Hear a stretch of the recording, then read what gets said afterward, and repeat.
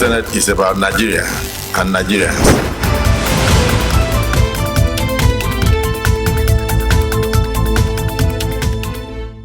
Will the Senate confirm the nomination of Major General T.A. Lagbaja? Senate screens and confirms the appointment of new service chiefs. I believe that the cartel that are involved in this refinery should be brought to book. And set to investigate alleged irregularities in past subsidy regimes. Welcome to this week's episode of Inside the Senate. I am Hussaina Amina Abuki. Amongst the Senate's activities last week was the consideration of the President's request to access funds to cushion the effects of petrol subsidy removal.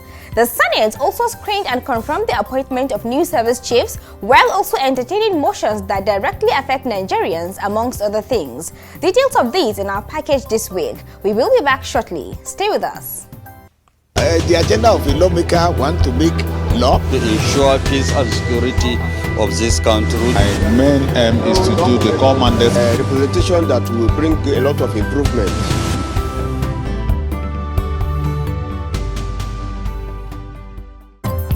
Thanks for being there. The Senate last week Thursday, the 13th of July 2023, received a letter from President Bola Ahmed Tinubu requesting its approval to access the loan of $800 million approved by former President Muhammadu Buhari from the World Bank for the National Safety Net Program. When secured, he pointed out, the federal government would transfer the sum of 8,000 naira per month to 12 million poor and low-income households for a period of 6 months, with a multiplier effect on about 60 million individuals. While hoping that this submission will receive expeditious consideration by the Senate, please accept, distinguished Senate President and distinguished members, the assurances of my highest regards. Yours sincerely, signed, Bola Ahmed Tinubu, President, Commander-in-Chief. In another letter, he requested Senate's nod for the amendment of the 2022 Supplementary Appropriation Act. This, he said, would allow the government to source for 500 billion naira to cushion the effects of petrol subsidy removal on Nigerians. The request has become necessary in order to, among other things, source the funds necessary to provide palliatives to mitigate the effect of the recent removal of fuel subsidy on Nigerians. Thus, the sum of 500 billion naira has been extracted from the 2022 Supplementary Appropriations Act of 819 billion. The Senate deliberated the issue both in the open and behind closed doors, following which they were considered in the Committee of Supply. As a result, the two requests were approved. The ayes have it. The Senate, on the same day and in the Committee of the Whole, screened the new service chiefs recently appointed by President Bola Ahmed Tinubu. They are Major General Christopher G. Musa, Chief of Defense Staff; Major General Taurid Lagbaja, Chief of Army Staff; Rear Admiral Emmanuel I. Ogala, Chief of Naval Staff, as well as Air Vice Marshal H.B. Abubakar, Chief of Air Staff. After being ushered into the chamber at about 12 noon, the military chiefs took turns to speak on their operational engagement and objectives if confirmed. I've led men in battle, administered troops in peacetime, and played with the children of my colleagues. I've interacted and socialized with my fellow citizens, seen the rigors of war, visited the injured in hospital, and delivered condolences to the loved ones for those who have paid the supreme price for our country. My experiences as a military officer shaped my unshakable faith in our country, the unlimited power in its unity and greatness of its people. Insecurity has distorted our developmental plans and aspirations as Nigerians. The volatile, uncertain, complex, and ambiguous nature of our contemporary security environment makes leadership challenging and therefore demands new skills that are proactive, adaptive, and inclusive. And I make bold to say that is what I intend to bring on board as the Chief of Army Staff. If given the chance, my mandate, my command philosophy as the Chief of Naval Staff, I will be committed to leading with integrity, courage, and relentless pursuit of excellence. I believe in the power of teamwork, discipline, and human capacity development. My goal is to ensure that every Nigerian Navy personnel and civilian staff is equipped, trained, and ready to execute our mission effectively.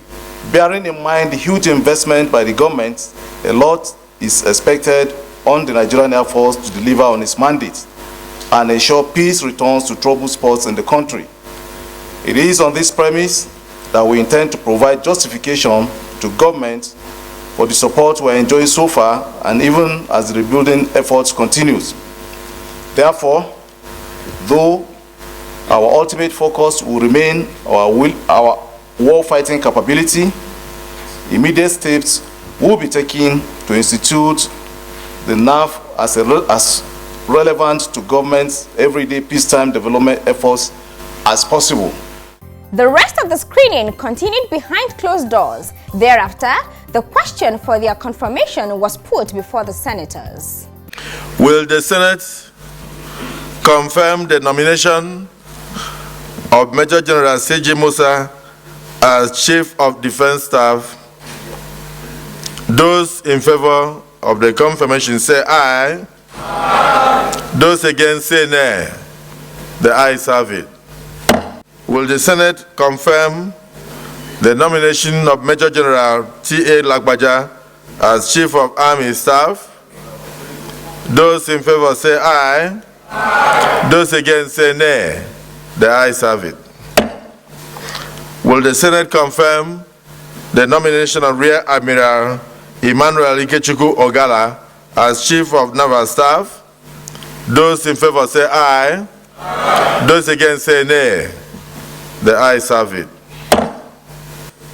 Will the Senate confirm the nomination of Air Vice Marshal H.B. Abubakar as Chief of Air Staff? Those in favor say aye. Aye. Those against say nay. The ayes have it.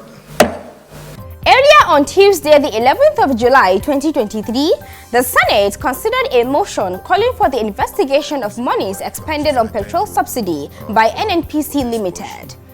In a motion sponsored by Senator Chinwuba Ndubweze Patrick, titled "Need to Investigate the Controversial Huge Expenditure on Premium Motor Spirit (PMS) under the Subsidy and Under Recovery Regime of the Nigerian National Petroleum Company Limited (NNPCL," he alleged that the subsidy removal favors the rich more than the poor due to the substitution of the name subsidy with under recovery in previous subsidy removal attempts by the NNPCL without recourse to the National Assembly or supervision by any arm of government. The sponsor expressed concern that between 2006 and 2015, NNPCL claimed about 170 billion naira as under recovery, while between 2018 and 2019, it again claimed a whopping 843.121 billion naira, also as under recovery. These figures, he said, contradict those published by the Petroleum Products Pricing Regulatory Agency, PPPRA, in its website within the same period. He spoke further on the issue. NNPCL's arbitrary and unsupervised direct deductions from the country's crude oil revenue without recourse to any enabling law contravenes Section 89, 1C and 1D of the 1999 Constitution as amended. He also expressed concern over the appropriation by the federal government of 1.42 trillion naira for subsidy in 2021, 4.3 trillion naira for 2022, and 3.6 trillion naira for 6 months ending June 2023. The motion was supported in the debates that followed. I must take our mind back to some of the problems that gave rise to what we are suffering today. Is what is known as turnaround maintenance. I don't know how that vocabulary of turnaround maintenance started, because that is where our problem started. A company will build a refinery. You will leave that company that built the refinery. You will appoint another company to come and maintain the refinery. I don't know where that is done all over the world. So that is where this problem started. And all our refineries were shut down. There is need for the government being responsible and responsive to the yearnings and sufferings of Nigerians to come up with ways and means of giving succor and cushioning the effect of the fuel subsidy withdrawal on Nigerians. Accordingly, the Senate resolved to refer the motion to a substantive committee when constituted for more legislative action. Next is the notebook segment. Stand by for our topic of the week.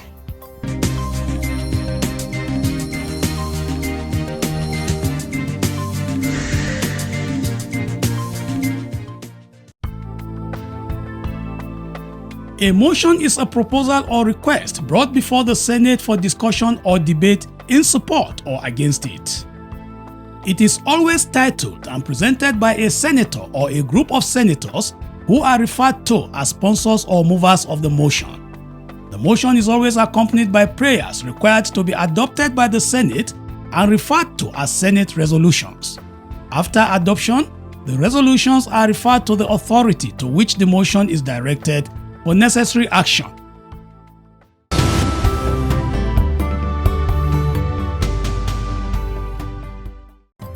Welcome back. Same Tuesday saw additional motions on matters directly affecting Nigerians, such as poor state of roads, among other things. For details, let's take this report alongside others as compiled and presented from our studio. Connect Nigeria from the north to the south, and it's an extremely... One of such is the Abuja-Kaduna Road, over which a motion titled Urgent Needs to Complete the Ongoing Abuja-Kaduna Expressway Construction was sponsored by Senator Lawal Adamu Usman. The delay in the completion of the road is worrisome to the road users, which has hindered social, economic activities between the south and the FCT and various parts of the country. Abundance of road. Those who contributed supported the motion. At the moment, it is very, very difficult to ply that road. Sometimes you have traffic jams that will last 5-6 hours. So there is always a provision for contingency in every contract, and it's a lot of money. So I think the contractor should use part of it to stabilize the field section. What I want to suggest is, please, if the committee is properly set up, they should do the needful, because it affects every zone, geopolitical zone in this country.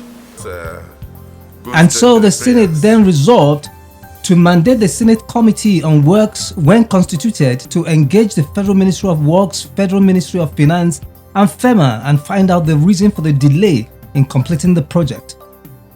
To ensure completion. The constitution of some new committees and their leadership was also announced same day. Some of them are Appropriation, Chairman Senator Solomon Olamilekan, Vice Chairman Senator Ali Ndume, National Security and Intelligence, Chairman Senator Shehu Buba Omar, Vice Chairman Senator Asuko Ekpeyong, as well as Rules and Business, Chairman Senator Titus Zam, Vice Chairman Senator Michael Bamidele.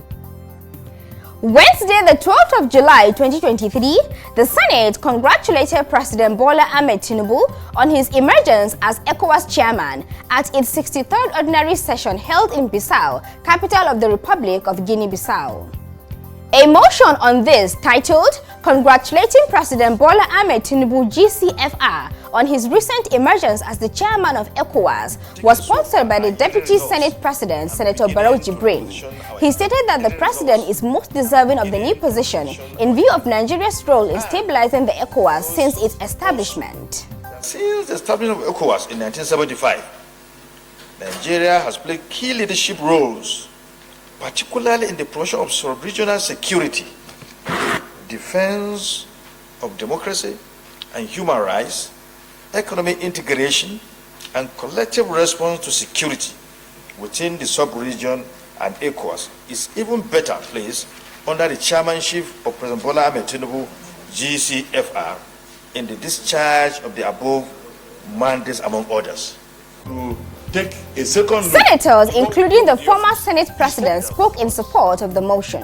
Mr. President, one way that this Senate, and indeed the National Assembly, will help Mr. President lead the ECOWAS is through ECOWAS Parliament. Issues that are germane to us, and indeed across the ECOWAS community, must be at the front banner.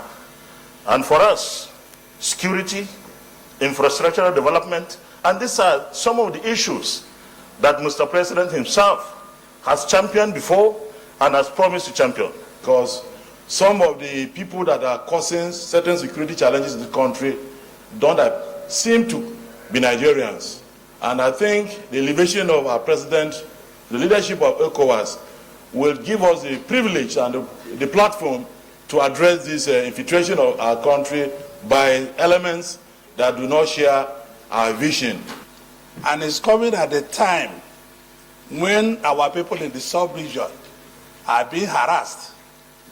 So I think that President Bola Tinubu will use his good office as chairman of ECOWAS to address these issues. His first statement that day for me gave me confidence that truly this is the leader of the black world speaking to his brothers in West Africa.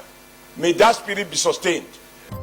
One of the resolutions on the motion is for senators to visit the president to felicitate with him and all Nigerians on this great honor and privileged position of the chairman of ECOWAS. The Senate also revisited a motion sponsored by Senator Ali Ndume over allegation of uneven disbursement of ₹500 billion loan to states in the 6 geopolitical zones of Nigeria in 2021 by the Development Bank of Nigeria. The report is compiled and presented from our studio.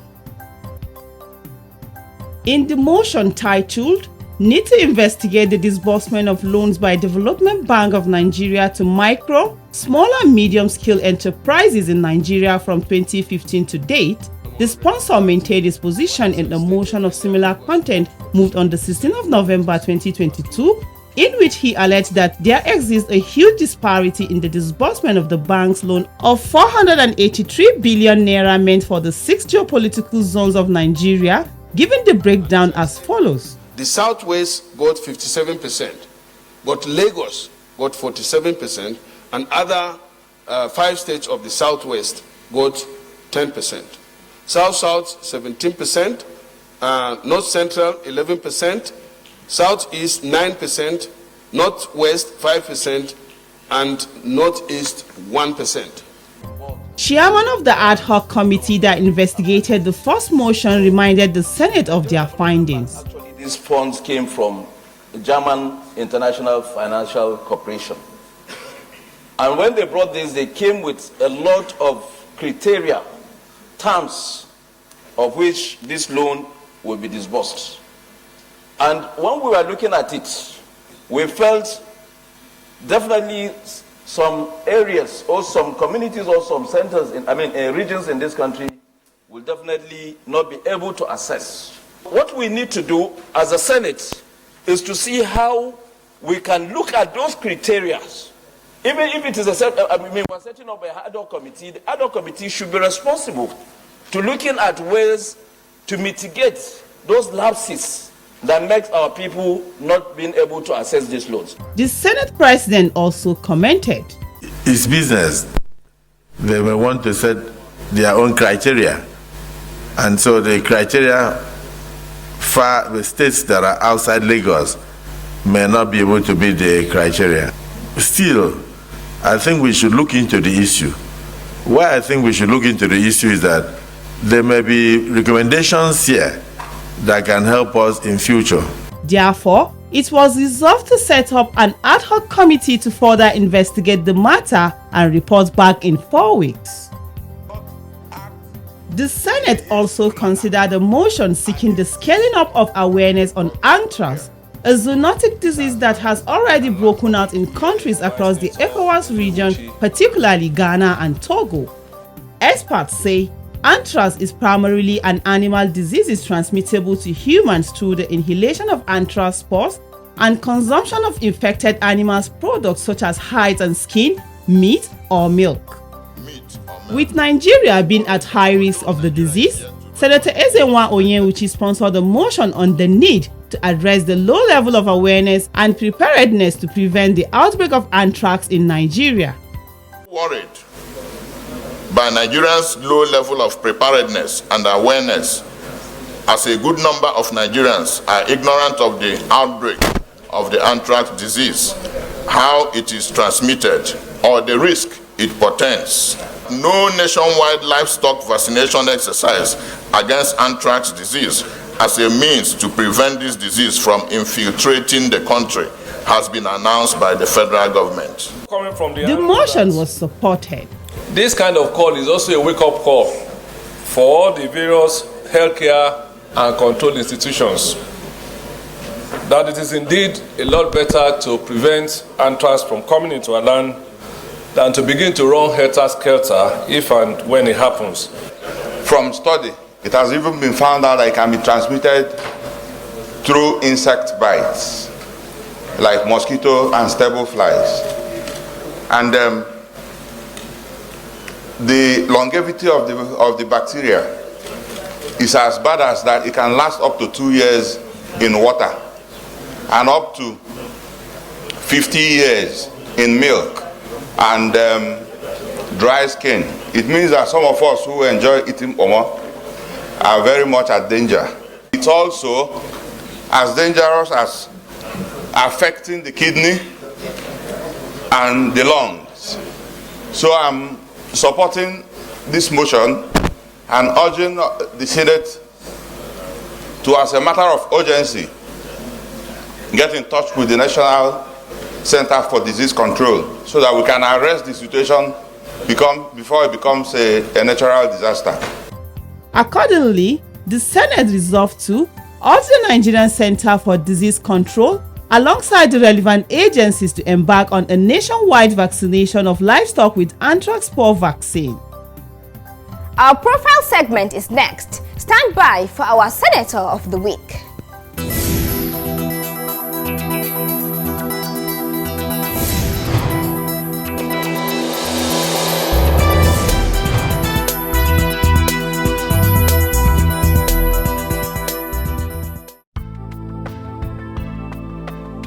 Senator Dave Umahi is the deputy leader of the 10th Senate and was born on the 1st of January 1964. He attended Ishagu High School and Government Secondary School Afikpo for his West African School Certificate, WASC. He also attended the Enugu State University of Science and Technology from 1982 to 1987 for a Bachelor of Science degree in Civil Engineering. As an engineer, Senator Dave Umahi held both administrative and executive positions in various engineering and construction companies.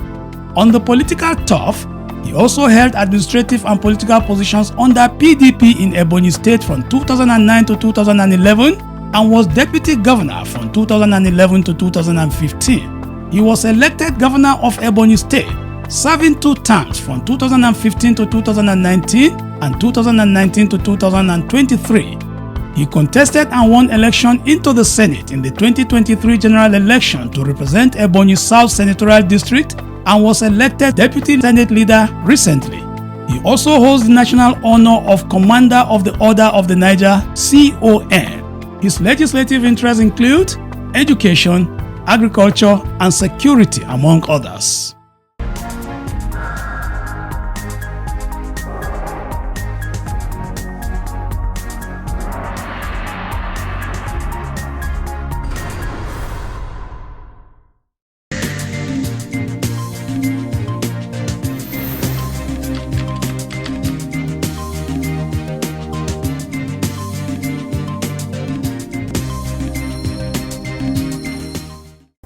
This brings us to the end of this episode of Inside the Senate. Join us next week for another edition, and thanks for watching.